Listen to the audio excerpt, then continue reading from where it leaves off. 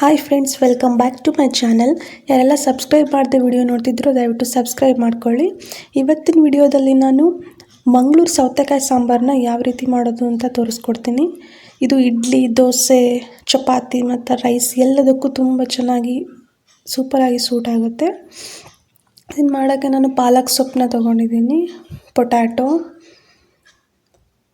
ತೊಗರಿಬೇಳೆ, ಆಮೇಲೆ ಸೌತೆಕಾಯಿ, ದಪ್ಪ ಸೌತೆಕಾಯಿ, ಸಾಂಬಾರು ಸೌತೆಕಾಯಿ ಅಂತಾರಲ್ಲ, ಅದನ್ನು ಕಟ್ ಮಾಡಿ ಇಟ್ಕೊಂಡಿದ್ದೀನಿ, ಹವೇಜು, ಸ್ವಲ್ಪ ಕಡಲೆಬೇಳೆ 1-2 ಸ್ಪೂನು, ಉದ್ದಿನಬೇಳೆ 1-2 ಸ್ಪೂನು, ಮೆಂತ್ಯ 1 ಸ್ಪೂನು, ಜೀರಿಗೆ, ಒಣಮೆಣಸಿನ್ಕಾಯಿ, ಕೊಬ್ಬರಿ, ಹಸಿದಿರಲಿ ಕೊಬ್ಬರಿ, ಸ್ವಲ್ಪ ಸಾಸಿವೆ, ಹಸಿಮೆಣಸಿನ್ಕಾಯಿ, ಈರುಳ್ಳಿ, ಟೊಮ್ಯಾಟೊ, ಕರಿಬೇವು ಹಾಗೂ ಕೊತ್ತಂಬರಿ ಸೊಪ್ಪು.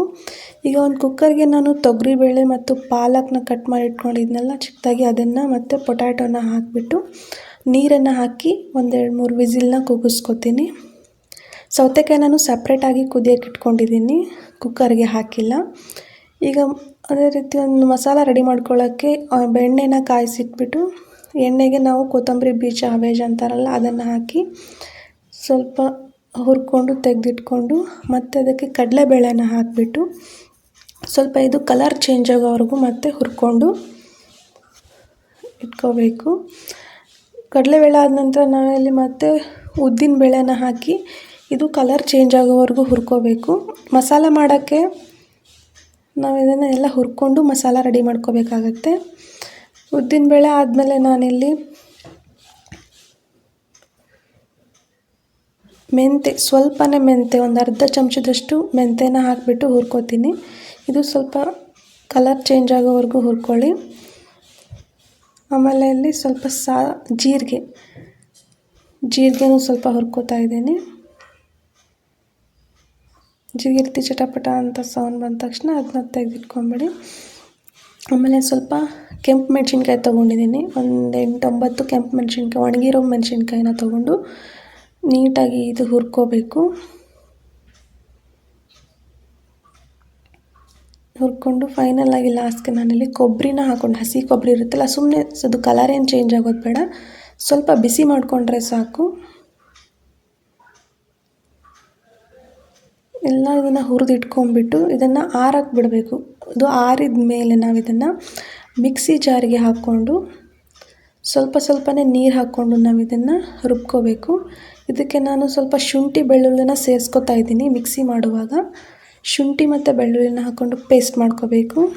ಈಗ ಒಗ್ಗರಣೆಗೆ ನಾನು ಎಣ್ಣೆ ಕಾಯಕ್ಕೆ ಇಟ್ಕೊಂಡು, ಎಣ್ಣೆ ಬಿಸಿ ಆದ ನಂತರ ಅದಕ್ಕೆ ಸಾಸಿವೆ, ಜೀರಿಗೆನ ಹಾಕಿದ್ದೀನಿ. ಆಮೇಲೆ ಕರಿಬೇವು, 1-2 ಹಸಿಮೆಣಸಿನ್ಕಾಯಿ ಹಾಕೋತಾ ಇದ್ದೀನಿ. ಖಾರ ನೋಡ್ಕೊಂಡು ಹಾಕ್ಕೊಳ್ಳಿ, ಯಾಕಂದರೆ ಮಿಕ್ಸರಲ್ಲಿ ಆಲ್ರೆಡಿ ನಾವು ಕೆಂಪು ಮೆಣಸಿನ್ಕಾಯಿನೂ ಹಾಕ್ಕೊಂಡಿರ್ತೀವಿ. ಆಮೇಲೆ ಈರುಳ್ಳಿ ಉದ್ದುದ್ದಾಗಿ ಕಟ್ ಮಾಡಿ ಇಟ್ಕೊಳ್ಳಿ. ಕಟ್ ಮಾಡ್ಕೊಂಡು ಹಾಕ್ಕೊಂಡು ಇದು ನೀಟಾಗಿ ಈರುಳ್ಳಿ ಕಲರ್ ಚೇಂಜ್ ಆಗೋವರೆಗೂ ಸ್ವಲ್ಪ ಹುರ್ಕೋಬೇಕು. ಈರುಳ್ಳಿ ಹುರ್ಕೊಂಡ ನಂತರ ಮತ್ತೆ ಇದಕ್ಕೆ ಟೊಮ್ಯಾಟೋನ ಹಾಕೋತಾ ಇದ್ದೀನಿ, ಚಿಕ್ಕದಾಗಿ ಕಟ್ ಮಾಡಿ ಇಟ್ಕೊಂಡಿದ್ದೀನಿ. ಟೊಮೆಟೊನ ನಾವು ಕುಕ್ಕರಲ್ಲಿ ಹಾಕೂ ಕುದಿಸ್ಕೋಬೋದು. ನಾನಿಲ್ಲಿ ಕಟ್ ಮಾಡಿ ಒಗ್ಗರಣೆಯಲ್ಲಿ ಸೇರಿಸ್ಕೊತಾ ಇದ್ದೀನಿ. ಇದಕ್ಕೆ ಸ್ವಲ್ಪ ಉಪ್ಪು ಹಾಕ್ತಿದ್ದೀನಿ, ಯಾಕಂದರೆ ಬೇಗ ಸ್ವಲ್ಪ ಈರುಳ್ಳಿ ಟೊಮ್ಯಾಟೊ ಎಲ್ಲ ಮೆತ್ತಗಾಗಲಿ ಅಂತ.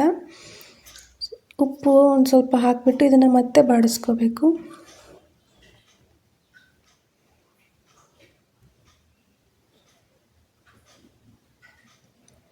ಚೆನ್ನಾಗಿ ಈರುಳ್ಳಿ ಮತ್ತು ಟೊಮ್ಯಾಟೊ ಮೆತ್ತಗಾಗೋವರೆಗೂ ನಾವು ಇದನ್ನು ನೀಟಾಗಿ ಬಾಡಿಸ್ಕೋಬೇಕು. ತುಂಬ ಚೆನ್ನಾಗಿರುತ್ತೆ ಟೇಸ್ಟು, ಟ್ರೈ ಮಾಡಿ ನೋಡಿ. ಇದಕ್ಕೆ ನಾನೀಗ ಗರಂ ಮಸಾಲ ಹಾಕ್ತಾಯಿದ್ದೀನಿ. ಸ್ವಲ್ಪ ಗರಂ ಮಸಾಲ ಹಾಕಿ ನೀಟಾಗಿ ಮತ್ತೆ ಮಿಕ್ಸ್ ಮಾಡ್ಕೊಳ್ಳಿ.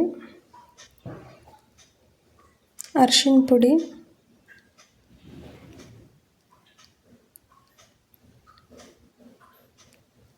ಬೇಳೆ ಪಾಲಕ್ ಕುದಿಸಿಟ್ಕೊಂಡಿದ್ವಲ್ಲ ಅದನ್ನು ಹಾಕೋತಾ ಇದ್ದೀನಿ.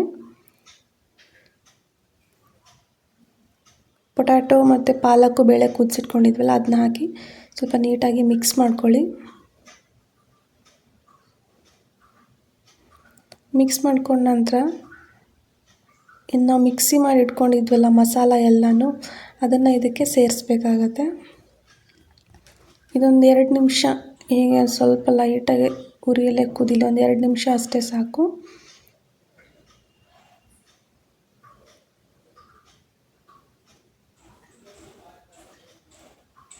ಒಂದು 2 ನಿಮಿಷ ಕುದ್ಮೇಲೆ ಮಿಕ್ಸಿಗೆ ಏನು ಮಾಡ್ಕೊಂಡಿದ್ವಲ್ಲ ಮಸಾಲೆ ಅದನ್ನು ಹಾಕಿ ನೀಟಾಗಿ ಮಿಕ್ಸ್ ಮಾಡ್ಕೊಳ್ಳಿ. ಎಲ್ಲದ್ರ ಜೊತೆನೂ ಕಾಂಬಿನೇಷನ್ ಚೆನ್ನಾಗಿರುತ್ತೆ. ಇಡ್ಲಿ ಜೊತೆ, ದೋಸೆ ಜೊತೆ ತುಂಬ ಚೆನ್ನಾಗಿ ಬರುತ್ತೆ. ಒಂದು ಸತಿ ಟ್ರೈ ಮಾಡಿ. ಟ್ರೈ ಮಾಡಿಬಿಟ್ಟು ಹೇಗಾಗಿತ್ತು ಅಂತ ನನಗೆ ಕಮೆಂಟ್ ಮಾಡಿ ತಿಳಿಸಿ. ಇದನ್ನು ನೀಟಾಗಿ ಮಿಕ್ಸ್ ಮಾಡ್ಕೊಳ್ಳಿ. ಮಿಕ್ಸ್ ಮಾಡಿಕೊಂಡು ಸ್ವಲ್ಪ ಸಣ್ಣ ಉರಿಯಲ್ಲೇ ಕುದಿಸ್ಕೊಳ್ಳಿ. ಮೀಡಿಯಮ್ ಉರಿ ಬೇಡ, ಸಣ್ಣ ಉರಿಯಲ್ಲೇ.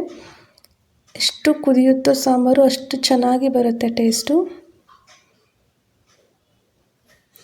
ಈಗ ಇದಕ್ಕೆ ಸೌತೆಕಾಯಿ ಕುದಿಯೋಕ್ಕೆ ಇಟ್ಟಿದ್ವಲ್ಲ, ಆ ಸೌತೆಕಾಯಿನ ಹಾಕೋತಾ ಇದ್ದೀನಿ. ಸೌತೆಕಾಯಿನ ಪೂರ್ತಿ ಕುದಿಸ್ಬೇಡಿ, ಒಂದು ಅರ್ಧ ಕುದ್ದಿರಲಿ ಸಾಕು. ಸೌತೆಕಾಯಿನ ಹಾಕಿಬಿಟ್ಟು ನೀಟಾಗಿ ಮಿಕ್ಸ್ ಮಾಡಿಕೊಂಡು ಸಣ್ಣ ಉರಿಯಲ್ಲೇ ಒಂದು 2-3 ನಿಮಿಷ ಕುದಿಸ್ಕೊಳ್ಳಿ. ಅದು ಮಸಾಲೆ ಎಲ್ಲ ನೀಟಾಗಿ ಮಿಕ್ಸ್ ಆಗೋವರೆಗೂ. ತುಂಬ ಟೇಸ್ಟಿಯಾಗಿರುತ್ತೆ. ಟ್ರೈ ಮಾಡಿ ನೋಡಿ, ತುಂಬ ಚೆನ್ನಾಗಿ ಬರುತ್ತೆ. ಎಲ್ಲರೂ ಇಷ್ಟಪಟ್ಟು ತಿಂತಾರೆ. ಮೇಲೆ ಸ್ವಲ್ಪ ಕೊತ್ತಂಬರಿ ಸೊಪ್ಪನ್ನ ಹಾಕಿಬಿಟ್ಟು ಮತ್ತೆ ಒಂದು ಸತಿ ತಿರುಗಿಸ್ಕೊಳ್ಳಿ. ಒಂದು 2-3 ನಿಮಿಷ ಕುದಿಸ್ಕೊಂಡ್ರೆ ಸಾಂಬಾರು ರೆಡಿ ಆಗುತ್ತೆ.